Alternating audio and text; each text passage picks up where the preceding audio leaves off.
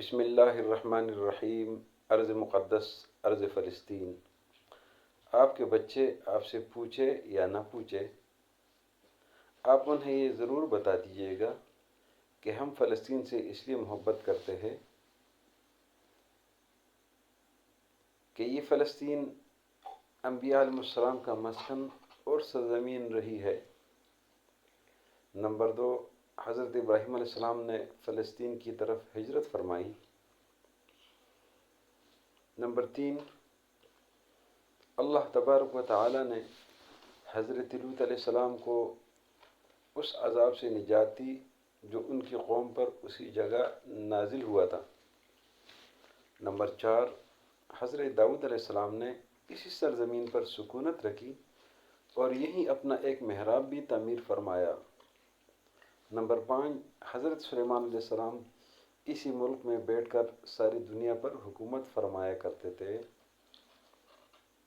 Number 6، چیونٹی کا وہ مشہور قصہ جس میں ایک چیونٹی نے اپنی باقی ساتھیوں سے کہا تھا کہ اے چیونٹیوں، اپنے بلوں میں گھس جاؤ، یہ واقعہ اس ملک میں واقع اسقلان شہر کی ہے۔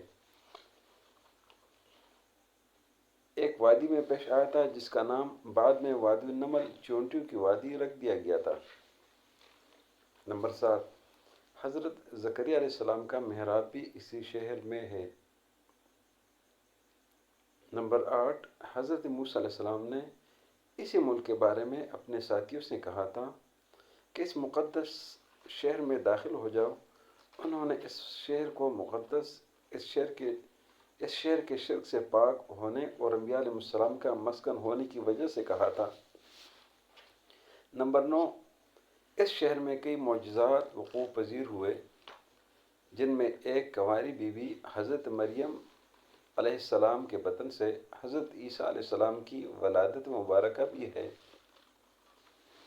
نمبر 10، حضرت عیسیٰ علیہ السلام کو جب ان کی قوم نے قتل کرنا چاہا تو اللہ تبارک و تعالی نے انہیں اسی شہر سے آسمان پر اٹھا لیا تھا۔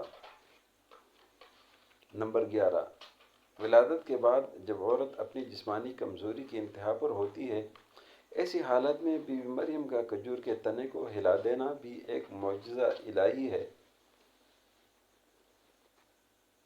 نمبر 12، قیامت کے علامات میں سے ایک حضرت عیسیٰ علیہ السلام کا زمین پر واپس تشریف اسی شہر کے مقام سفید مینار کے پاس ہوگا۔ نمبر 13، اسی شہر کے ہی مقام باب لد پر حضرت مسیح عیسیٰ علیہ السلام مسیح دجال کو قتل کریں گے۔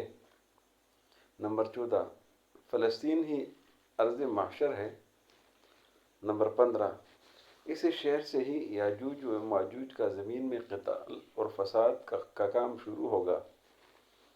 نمبر 16، اسی شہر میں وقوع پذیر ہونے والے قصوں میں سے ایک قصہ طالوت علیہ السلام اور جالوت کا بھی ہے۔ نمبر 17، فلسطین کو نماز کی فرضیت کے بعد مسلمانوں کا قبلہ اول ہونے کا اعزاز بھی حاصل ہے۔ ہجرت کے بعد حضرت جبریل علیہ السلام دوران نماز ہی حکم الہی سے آقا علیہ السلام کو مسجد اقصی فلسطین سے بیت اللہ کعبہ شریف مکہ مکرمہ کی طرف رخ کرا گئے تھے۔ جس مسجد میں یہ واقعہ پیش آیا وہ مسجد آج بھی مسجد ذو قبلتین کہلاتی ہے۔ نمبر 18، حضور علیہ السلام معراج کی رات آسمان پر لے جانے سے پہلے مکہ مکرمہ سے یہاں بیت المقدس فلسطین لائے گئے۔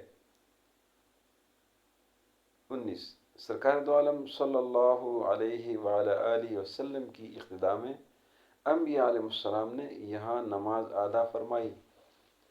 اسی طرح فلسطین ایک بار پھر سارے انبیاء علیہ السلام کا مسکن بن گیا۔ نمبر 20، سیدنا ابو ذر رضی اللہ عنہ کہتے ہیں کہ میں نے رسول اللہ صلی اللہ علیہ وسلم سے عرض کیا کہ زمین پر سب سے پہلی مسجد کون سی بنائی گئی؟ تو آپ صلی اللہ علیہ وسلم نے فرمایا کہ مسجد الحرام یعنی خانہ کعبہ۔ میں نے عرض کیا کہ پھر کون سی مسجد بنائی گئی؟ تو آپ صلی اللہ علیہ وسلم نے فرمایا کہ مسجد الاقصی یعنی بیت المقدس۔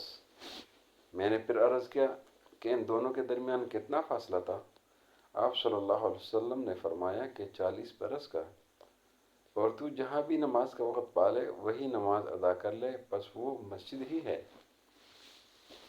نمبر 21، وصال حبیبنا صلی اللہ علیہ وسلم کے بعد حضرت ابوبکر صدیق رضی اللہ عنہ کو ارتداد کے فتنے اور دیگر کئی مشکلات سے نمٹنے کے لیے عسکری اور افرادی قوت کی اشد ضرورت کے باوجود بھی ارض شام فلسطین کی طرف آپ صلی اللہ علیہ وسلم کا تیار کردہ لشکر بھیجنا بھی ایک ناقابل فراموش حقیقت ہے۔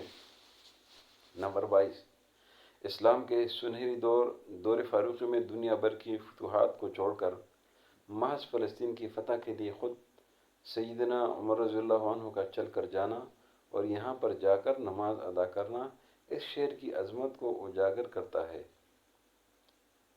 نمبر 23، دوسری بار بعینہ معراج کی رات بروز جمعہ 27 رجب 583 ہجری کو سلطان صلاح الدین ایوبی کے ہاتھوں اس شہر کا دوبارہ فتح ہونا بھی ایک نشانی ہے۔ نمبر 24، بیت المقدس کا نام قدس قرآن سے پہلے تک ہوا کرتا تھا۔ قرآن نازل ہوا تو اس کا نام مسجد اقصیٰ رکھ دیا گیا۔ قدس اس شہر کی اس تقدیس کی وجہ سے ہے جو اسے دوسرے شہروں سے ممتاز کرتی ہے۔ اس شہر کے حصول اور اسے رومیوں کے جبر و استبداد سے بچانے کے لیے 5000 سے زیادہ صحابہ کرام رضوان اللہ علیہم اجمعین نے جام شہادت نوش کیا، اور شہادت کا باب آج تک بند نہیں ہوا، یہ سلسلہ ابھی تک چل رہا ہے۔ یہ شہر اس طرح شہیدوں کا شہر ہے۔ نمبر 25، مسجد اقصیٰ اور بلاد شام کی اہمیت بالکل حرمین شریفین جیسی ہے۔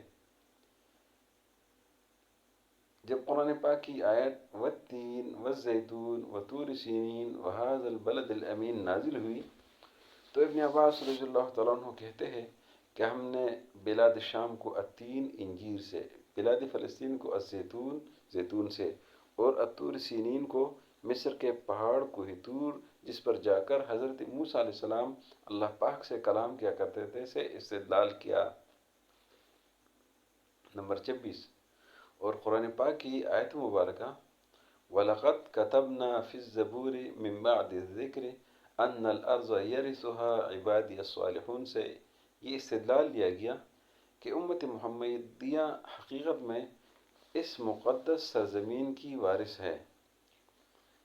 نمبر 27، فلسطین کی عظمت کا اندازہ اس بات سے بھی لگایا جا سکتا ہے کہ یہاں پر پڑھی جانے والی ہر نماز کا اجر 1000 گنا بڑھا کر دیا جاتا ہے۔ اللہ رب العزت ہم سب کو عمل کرنے کی توفیق نصیب فرمائے اور فلسطینیوں کو آزادی نصیب فرمائے۔